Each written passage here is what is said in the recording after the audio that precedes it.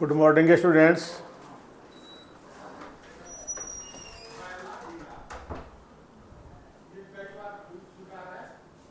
पांच क्वेश्चन है आज फिर, और इसी का डिस्कशन किया जाएगा। अभी 5वें नंबर पर ही हम लोग हैं। पहला क्वेश्चन है विधि का नियम। विधि का नियम या कानून का शासन, है ना। Good morning Rahman, good morning Aakash. विधि का नियम या कानून का शासन या विधि का शासन,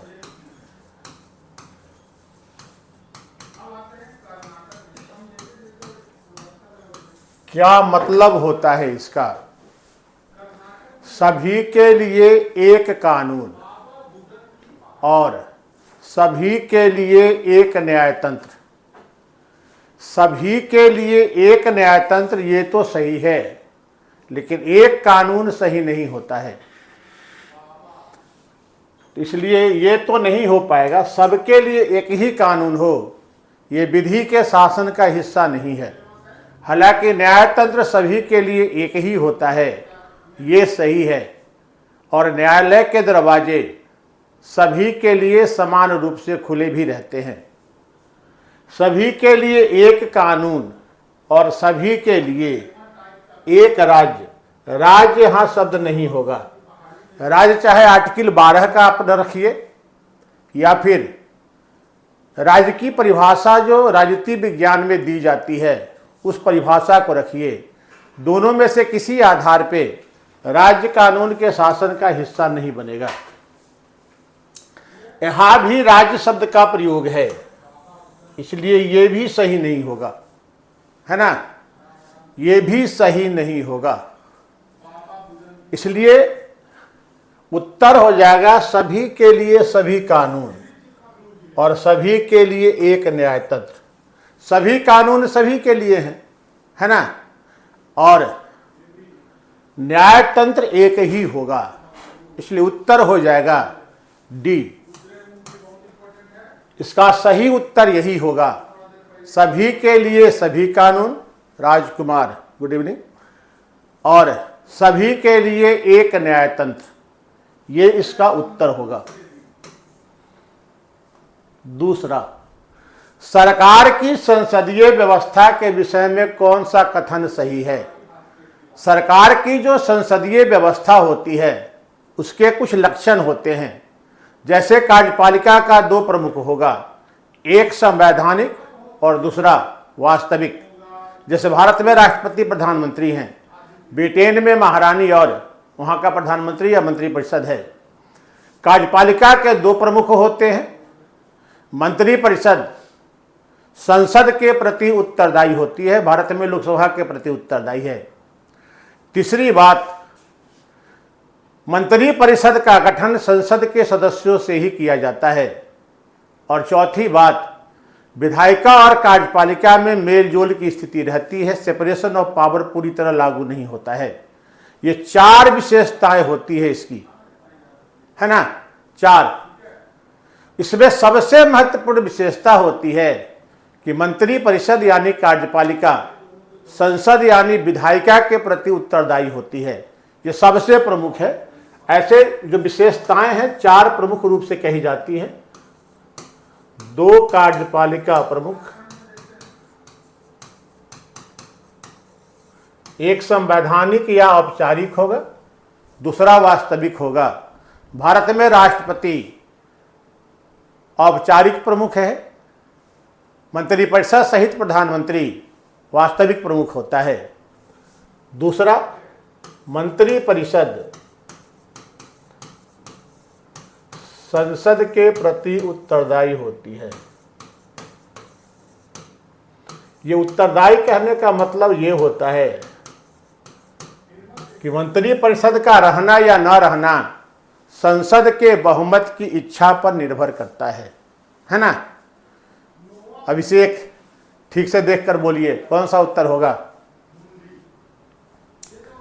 तीसरा, मंत्री परिषद का गठन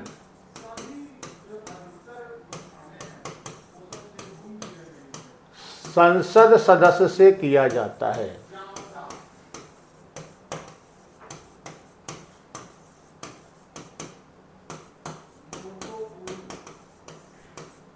है ना। मंत्री लोकसभा या राज्यसभा के सदस्य होते हैं। हालांकि एक वैकल्पिक व्यवस्था यह है कि 6 महीने तक रह सकते हैं, लेकिन उसके बाद संसद सदस्य बनना आवश्यक होता है, वरना मंत्री पद खाली हो जाएगा। और चौथा, कार्यपालिका और विधायिका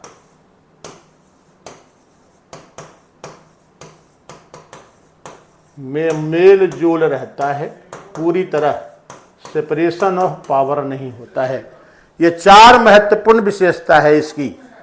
अब इसी आधार पर देख लीजिए, विधायिका न्यायपालिका के प्रति जवाबदेह है, ऐसा नहीं होता है। विधायिका को नहीं जवाबदेह बनाया जाता है, ये विकल्प गलत है। विधायिका कार्यपालिका के प्रति, ऐसा है अभिषेक, ये तो उल्टा लिखा हुआ है। विधायिका कार्यपालिका के प्रति जवाबदेह नहीं होती है, बल्कि कार्यपालिका विधायिका के प्रति जवाबदेही होती है। उल्टा स्टेटमेंट है, नहीं, पूरी तरह उल्टा है। यहाँ विधायिका को ही कार्यपालिका का जवाबदेह बना दिया गया है। ये इसलिए गलत हो जाता है, उल्टा स्टेटमेंट है। तीसरा, विधायिका एवं कार्यपालिका दोनों स्वतंत्र होते हैं, ये भी नहीं है। ये अध्यक्षीय प्रणाली में होता है कि दोनों स्वतंत्र होते हैं, यहां नहीं होता है ना। तो ये भी गलत हो जाएगा। चौथा, राष्ट्रपति न्यायपालिका के प्रति जवाबदेह होता है, ये भी नहीं होता है ना। उस 4 लक्षण में ये चारों शामिल नहीं है। ये आपका पूछा हुआ क्वेश्चन है, चारों में से कोई नहीं होगा।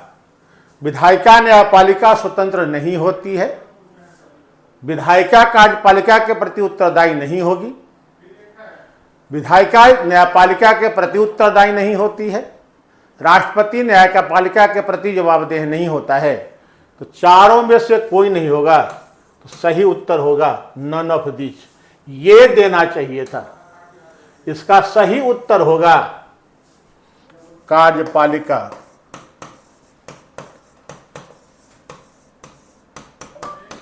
विधायिका के प्रति, ऐसे देना था। बी वाला जो स्टेटमेंट है अभिषेक, उल्टा करके दे दिया गया है। विधायिका के प्रति जवाबदेह होती है।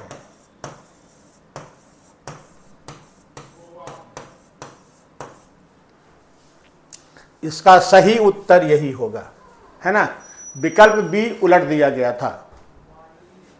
तीसरा, निम्नलिखित में से कौन सा कार्य राष्ट्रपति के द्वारा नहीं किया जाता है ना। राष्ट्रपति संसद का सत्र बुलाता है, सत्र को समाप्त करता है, ये तो सही है ना। संसद का सत्र बुलाना लंबा चौड़ा काम है राष्ट्रपति का। लगभग 1 दर्जन कार्य हैं, 1 दर्जन से ज्यादा ही होगा विधायिका संबंधी राष्ट्रपति के कार्य। उसमें सत्र बुलाना, सत्र समाप्त करना दोनों शामिल है। दूसरा, संसद के संयुक्त अधिवेशन को संबोधित करना, यह भी सही है। 2 अवसर पर करता है।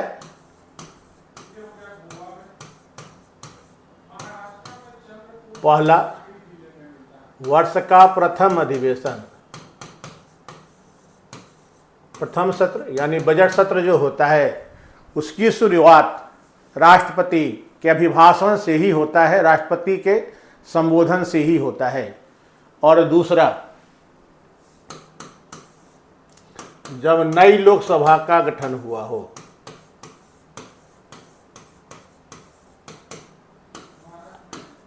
के गठन के बाद, इस बार आप देखे होंगे जून में जिस दिन सेशन शुरू हुआ था, सेशन की शुरुआत राष्ट्रपति के अभिभाषण से ही हुआ था। तो ये दोनों है, दो अवसर पर। एक चीज यहां ध्यान रखिएगा कि अनुच्छेद 108 के तहत जो संसद का संयुक्त अधिवेशन बुलाया जाता है किसी साधारण विधेयक पर मतभेद को लेकर, उसमें राष्ट्रपति का अभिभाषण नहीं होता है। अभिभाषण केवल यही दो जगह होगा, संबोधन यही दो मौके पर होगा।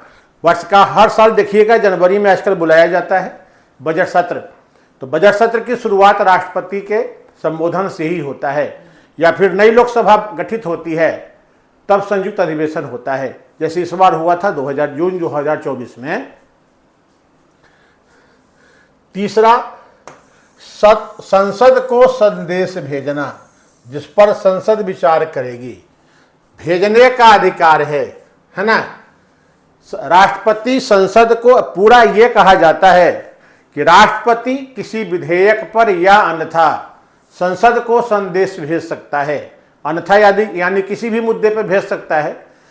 तो किसी विधेयक के संदर्भ में या अन्यथा राष्ट्रपति संसद को संदेश भेज सकता है जिस पर संसद विचार करेगी। विचार कितने दिनों में होगा वो संसद की इच्छा पर निर्भर करेगा, लेकिन संदेश भेजने का अधिकार राष्ट्रपति के पास है ना। अब इसे गलत हो गया है फिर से, इसलिए ये भी सही है, ये भी सही था और ये भी सही है। संसद के सत्र को स्थगित करना, स्थगन का अधिकार राष्ट्रपति के पास नहीं होता है। स्थगित कौन करता है? सदन का सभापति।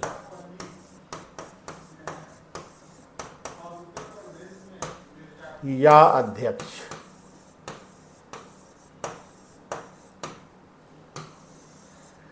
प्रत्येक दिन बैठक शुरू होती है, दोपहर में भोजनावकाश के लिए स्थगित किया जाता है, राष्ट्रपति कहाँ घोषणा करते हैं।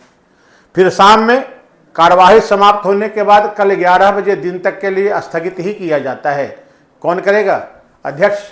लोकसभा में अध्यक्ष करेंगे और राज्यसभा में उसके सभापति करेंगे। यह अधिकार राष्ट्रपति के पास नहीं होता है। या कभी कभी आप पेपर में पढ़ते होंगे कि लोकसभा में इस मुद्दे पर बहुत हंगामा हुआ तो अध्यक्ष ने सदन की कार्रवाई को स्थगित कर दिया, सत्र को स्थगित कर दिया।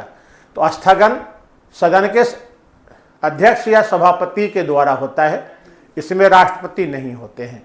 राष्ट्रपति सत्र को समाप्त करते हैं, स्थगित नहीं करते हैं। स्थगित क्या हुआ? सत्र को समाप्त करने का मतलब है कि अब दूसरा सत्र होगा। स्थगन का मतलब होता है थोड़े समय के लिए कार्यवाही को रोक देना। वहां परमानेंट रुकता है, यहाँ है थोड़े समय, कभी हंगामा हुआ इस वजह से स्थगित करना पड़ा, दिन समाप्त हो गया तब स्थगित किया जाता है। प्रश्नकाल हुआ, शून्यकाल हुआ, उसके बाद भोजनावकाश होता है संसद में, तब 2 घंटे के लिए स्थगित किया जाता है। तो स्थगित बीच की अवधि में, है ना,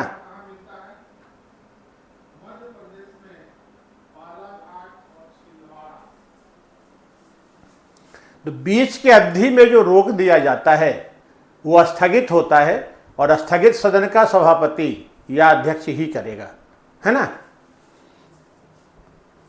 चौथा, नारी शक्ति बंधन अधिनियम 2023 के तहत दिए गए आरक्षण के संबंध में कौन सा कथन सही नहीं है?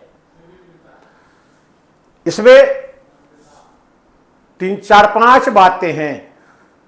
लोकसभा, विधानसभा और दिल्ली विधानसभा में महिलाओं के लिए 1/3 सीटों के आरक्षण का प्रावधान है। दूसरी बात, SC ST के लिए जो सीटें आरक्षित होती हैं उन सीटों में से भी, गुड मॉर्निंग,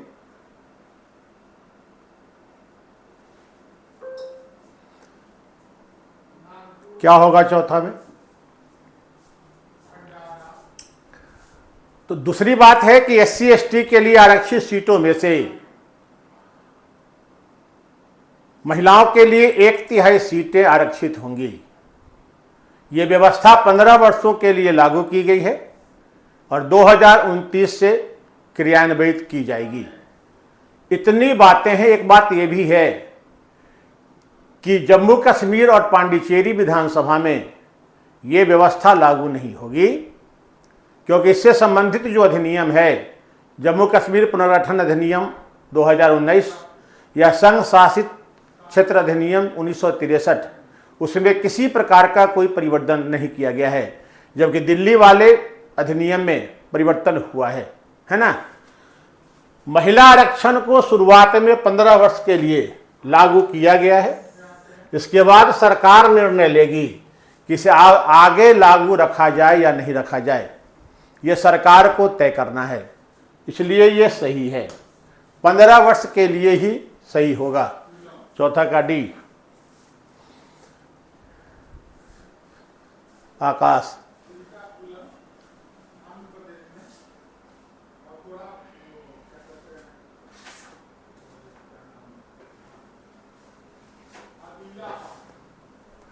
नियम तो सभी के लिए बराबर होता है ना प्लीज। किस क्वेश्चन का बोल रहे हैं सरस्वती?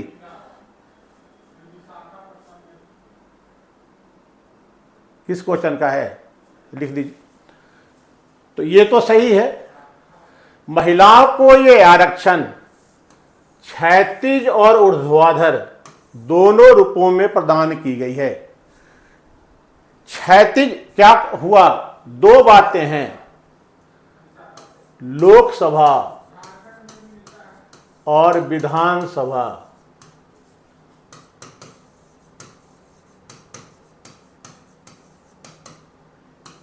की कुल सीट का 1/3 आरक्षण। यही है ना, पहली बात तो यही है। तो ये जो आरक्षण है ना, इसको कहा जाता है क्षैतिज आरक्षण।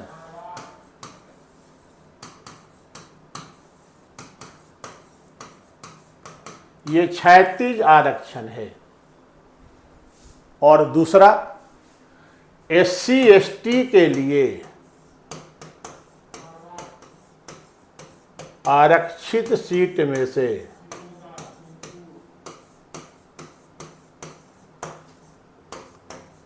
1/3 उस वर्ग की महिला के लिए रहेगा।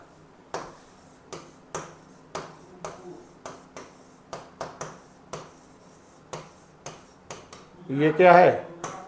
इसको ऊर्ध्वाधर आरक्षण कहा जाता है।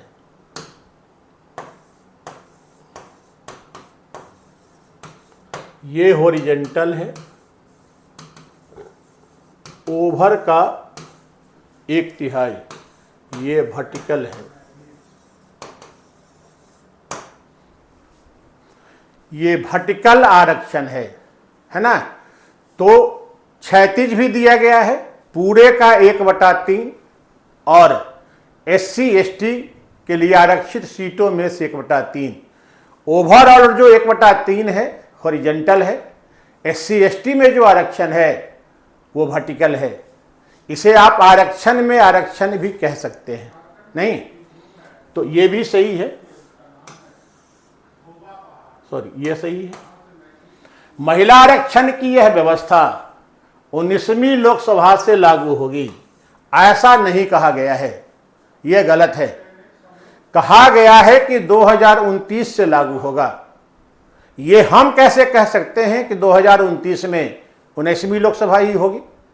अगर 18वीं लोकसभा समय से पहले भंग हो जाती है तब क्या होगा? मान लो ये 2026 में ही भंग हो जाती है, तो 19वीं लोकसभा तो 2026 में ही चुनाव कराना पड़ेगा ना, क्योंकि 6 माह के भीतर चुनाव कराना आवश्यक होता है। तब तो 2029 में चुनाव होना भी संभव नहीं होगा। इसलिए समय सीमा 2029 कहा गया है, लोकसभा की बात नहीं हुई है कि 19वीं होगी कि 20वीं होगी, 18वीं होगी, ऐसा कोई उल्लेख विधेयक में नहीं है। सीधे कहा गया है कि 2029 से लागू होना है, नहीं। इसलिए यही इसका सही विकल्प, उत्तर सही यही होगा। 19वीं लोकसभा आप कैसे कह सकते हैं?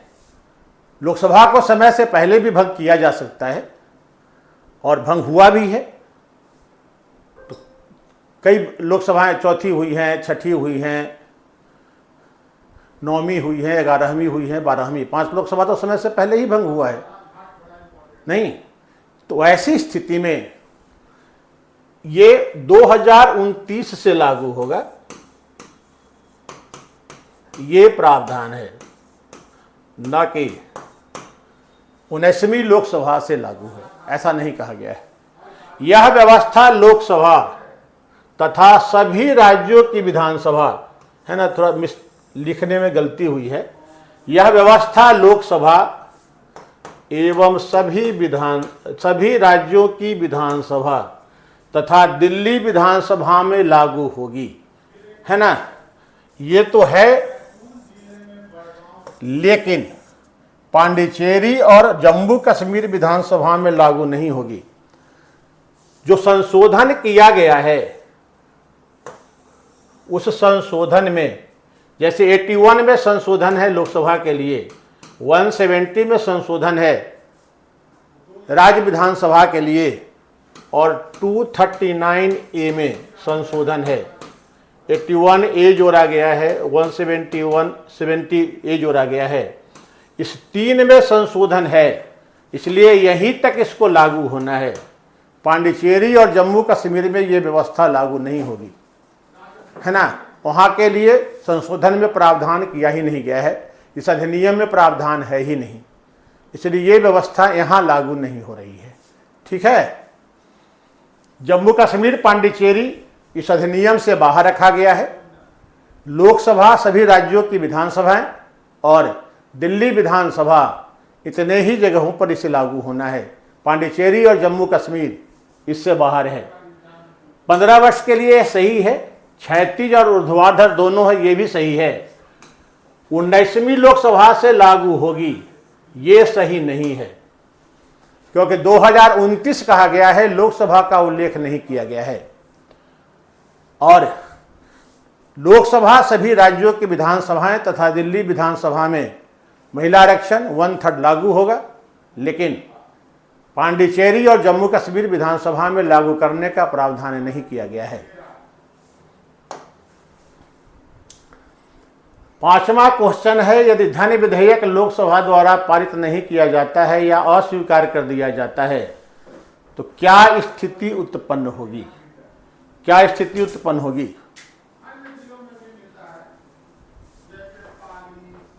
बताइए।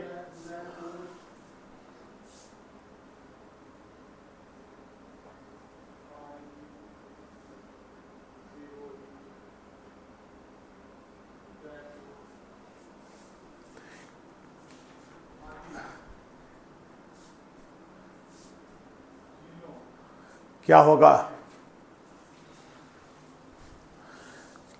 लोकसभा में अगर धन विधेयक पारित नहीं होता है, लोकसभा को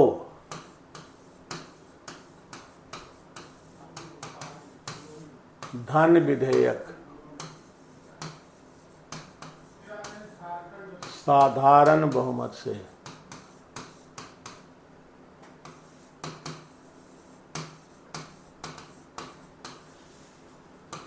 पारित करना होता है।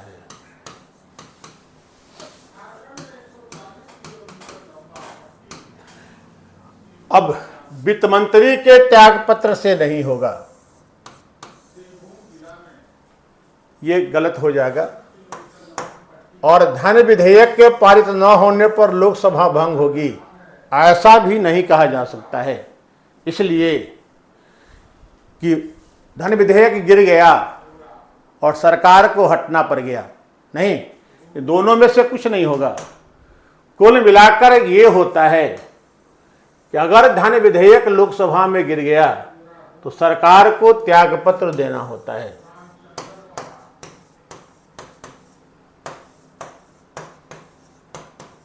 यानी मंत्रिपरिषद देना होगा, बाध्यकारी है ये। सरकार को जाना होगा, और सरकार क्या है? मंत्री परिषद है, इसलिए मंत्री परिषद वाला ही विकल्प सही होगा। प्रधानमंत्री, हालांकि प्रधानमंत्री के त्यागपत्र देने से सरकार स्वतः समाप्त हो जाती है, इसमें कोई दो राय नहीं है, लेकिन एप्रोप्रिएट इसका उत्तर यही होगा कि मंत्री परिषद को इस्तीफा देना होगा, मंत्री परिषद को हटना होगा। क्योंकि अगर लोकसभा धन विधेयक गिरने का मतलब क्या हुआ कि लोकसभा में आपका बहुमत नहीं है, और बहुमत नहीं है तो फिर सरकार में रहने का अधिकार भी आपके पास नहीं है, इसलिए त्यागपत्र देकर अलग होना होगा। तो ज़्यादा सुटेबल उत्तर यही होगा, है ना। वैसे प्रधानमंत्री के त्यागपत्र देने से सरकार हट ही जाती है, केवल प्रधानमंत्री ही त्यागपत्र देते हैं। इस बार भी प्रधानमंत्री ही जाकर त्यागपत्र दिए, उसके पहले कैबिनेट की कोई बैठक नहीं बुलाई गई थी, प्रधानमंत्री ने ही निर्णय किया, जाकर त्यागपत्र दे दिए। तो मंत्री परिषद, क्योंकि लिखता यह है कि सरकार को जाना होगा, है ना, और सरकार मंत्री परिषद होती है, इसलिए ज़्यादा सुटेबल उत्तर सरकार को जाना ही कीजिए, यानी मंत्री परिषद। तो यही 5 क्वेश्चन था, है ना। विधि का शासन, सभी के लिए सभी कानून, और सभी के लिए एक न्यायतंत्र। न्यायतंत्र एक है, कानून सभी के लिए बराबर हैं। दूसरा, संसदीय व्यवस्था में कार्यपालिका विधायिका के प्रति उत्तरदायी होती है, इसमें से कोई विकल्प नहीं है, इसलिए नन ऑफ दीज ही उत्तर होगा। तीसरा, राष्ट्रपति संसद का सत्र बुलाता है, सत्र को समाप्त करता है, संसद को संदेश भेज सकता है, 2 अवसरों पर संसद के संयुक्त अधिवेशन को संबोधित भी करता है, लेकिन सत्र के स्थगित नहीं करता है। सत्र का स्थगन सदन के सभापति या अध्यक्ष के द्वारा किया जाता है ना। किताबों में देखिएगा, सत्र समाप्त करने को सत्रावसान लिखा जाता है, स्थगित करने को सत्र स्थगित हो गया या स्थगन लिखा जाता है।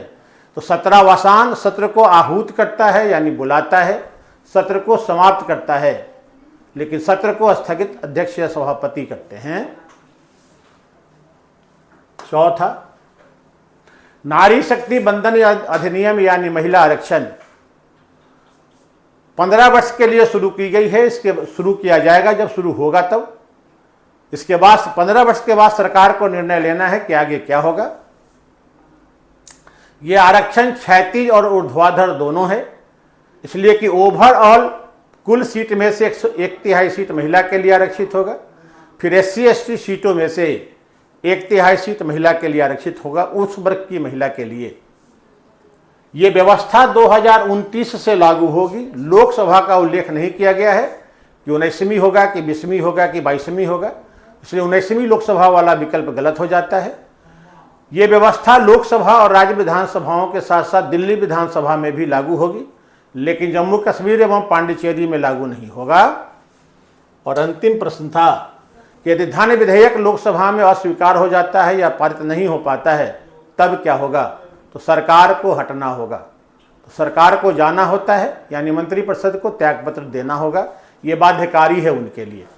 धन विधेयक गिरने की स्थिति में सरकार को इस्तीफा देना होता है, मंत्रिपरिषद को जाना होगा, है ना। इतनी ही सी बात थी। फिर कल मिलेंगे 5 क्वेश्चन के साथ। मंडे टू फ्राइडे चलता है, लगातार फ्राइडे तक चलेगा। ऐसे ही देखते रहिए। अगर किसी क्वेश्चन में दिक्कत है, सरस्वती लक्ष्मी आपने लिखा है, किस क्वेश्चन पे लिखा है, इसको कल आप डाल दीजिएगा, हम कल भी इस पर बात कर लेंगे, ठीक है ना, कोई दिक्कत नहीं है। चलिए ठीक है। तो जहाँ कन्फ्यूजन है वहाँ पूछा कीजिए, सामने ही रहते हैं, कोई समय सीमा नहीं है कितना ही देर में निकल जाना है, तो आप पूछ सकते हैं। पूछने से ऐसे विकल्प वहाँ से लिखते हैं तो अच्छा लगता है, साथ में पूछिए भी जहाँ कन्फ्यूजन होता है तो, ठीक है ना। तो आज तक के लिए इतना ही, धन्यवाद।